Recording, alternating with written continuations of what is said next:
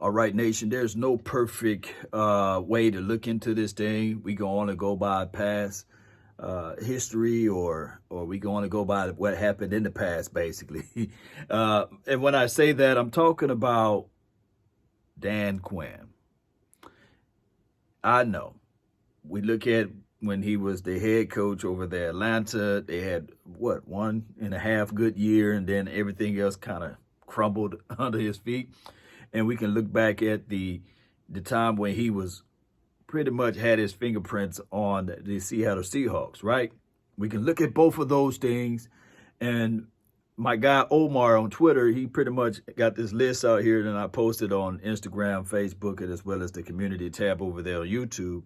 And I'm not saying that these list of guys will do the same, or he will have that same secret sauce with the list of guys that the Cowboys got. But I'm going to just pull out these names about the guys that he had to work with over there in Seattle land. All right, Michael Bennett, he was a 7th-round draft pick. Tony McDaniels, he was undrafted. That's a defensive tackle, big boy inside. Brandon Maybane, he was a big boy, big plug. He was drafted in the 3rd round. Cliff Averill, although he was drafted by the Lambs, the Lions. He was drafted by the Lions. He was drafted in the 3rd round, and they made an acquisition during the free agency to get him. Bruce Irvin, we all know that he was a dynamic linebacker drafted in the 1st round. Bobby Wagner, he was drafted in the 2nd round. Of course, we know what he brings to the table. KJ Wright, the person that we talking about now of trying to get to this team, he was drafted in the 4th round. Richard Sherman, 5th-round draft pick. Brandon Browner, undrafted. Y'all know his storyline, right? Byron Maxwell, drafted in the 6th. Good old Earl, drafted in the 1st round. And, of course, Cam Chancellor was drafted in the 5th round. Not saying that, man, the Cowboys can repeat all of those things because it was a lot that went into play. And then, of course, when you have a Earl Thomas, man, he can hide some of the warts. And if you have that big boy like the McDaniels and as well as big Maybane, of course, your guys can fly around freely. Now, one of the things that I really like to bring out is that Bruce Irvin, 1st-round draft pick linebacker. And I'm hearing people talking about Michael Parsons all of a sudden. But we got some linebackers in this particular draft. Xavier Collins. I mean, we even still got, although it's not a draft pick, but we still got Neal that probably can show us something, right? Flying around to the ball, and we just never know how he will be acclimated and working with other guys that's on his team like the Jalen and LVE. What we really need to happen, LVE and Jalen to be healthy and Jalen to play lights out, because it seems as if, though, with Dan Quinn's system, safeties play pretty well, linebackers play pretty well. The interior guys, they do their job. They are the bowling ball, wrecking ball, and everything else kind of falls in order. Now, Richard Sherman, man, he was just a brain, a dog out there. Of course, he was a student of the game, played wide receiver, and got transitioned over to a cornerback. So he had that mindset, knowing where the routes are going to be at, and these sorts, just aggressive, got into the face. Oh, snap.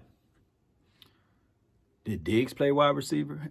I'm just saying, I'm not trying to say that the Cowboys can replicate or try to do the exact same thing that the Seattle Seahawks did. But what I'm saying, Cowboy Nation, is that we got to look at it within the confines of Dan Quinn.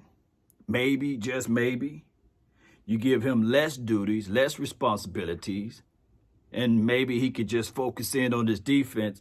And what we got with the parts that we got now, maybe we could elevate those things. Because just off of a sheet of paper, yes, the way we drafted and how we got our guys on paper, and it's just paper, that their total draft grade or where they was drafted is better than this list. Now, granted, everyone have a reason, but results are what matter.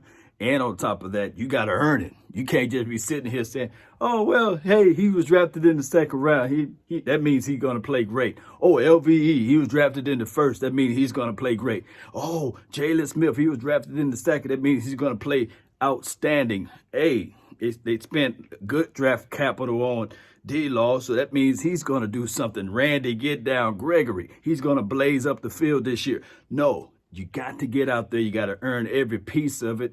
And I just want Quinn to look at it like this. Give me some more shiny toys in this draft. Defense win championships. But I want to be able to have my fingerprints. That's all we want. We want to see the fingerprints. We don't want to hear about, hey, this is what he did over here in Seattle land, and this is what he did over there in Atlanta. No. We want the real deal stuff.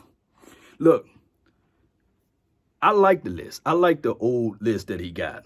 I like this situation because I can see that the Cowboys, if they allow this guy to do what he need to do, then we can just sit back.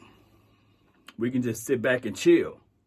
But if he's not allowed to coach the way he's supposed to coach, and I'm hearing like, hey, we're going to play and bend to the system of the players, that's not cool. That's not cool at all. And the simple fact of what I said the other day, because I hear a lot of people ask me, hey, Law, what's the storyline with KJ? What's the storyline with him? And the Cowboys said, well, from their front office, according to Mike Fisher, that they didn't want the competition for LVE and Jalen. Look, that's already starting off on the wrong foot. To me, I think that they should have bring in KJ and whatever the little coins are. You got about, I think they got about $7 to $8 million, close to $9 million in reserve right now, and they got a trigger that they can pull. Literally, they can pull and spread out some more money with Amari Cooper.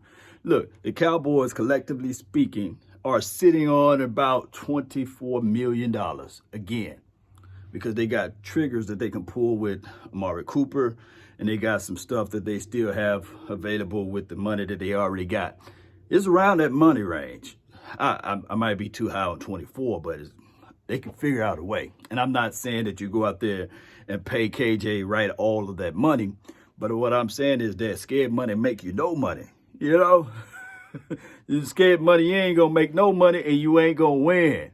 Look, the draft is cool because we look at the draft of ways of looking at it like, okay, we're not gonna fill needs. We're just getting the best player available, and then you're supposed to fill needs with the free agency.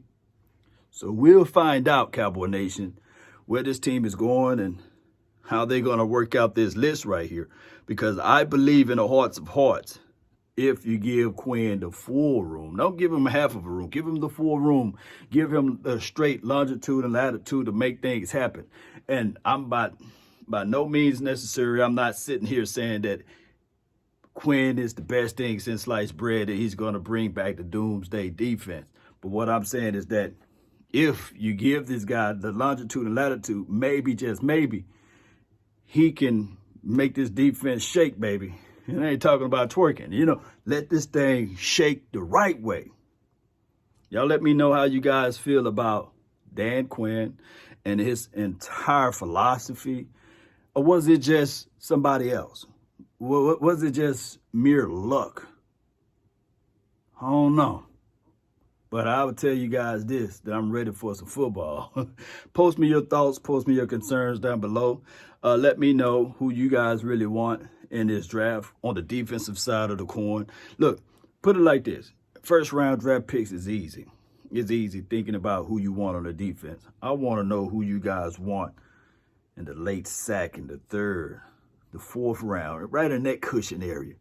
Because I believe that's where you can get majority of those guys that walk right into that thing saying, man, I'm going to earn everything I want on here. And I'm hungry. Oh, they disrespected me. I want to earn for this spot. I want to fight for this spot. I don't feel privileged for this spot. I don't want to be given nothing. I want that type of dog out there. Y'all post me those dogs out there. That's been my time. I really thank you all for yours. My name is Law Nation. And remember, you're listening to nothing but the best. Go Cowboys. Let's go.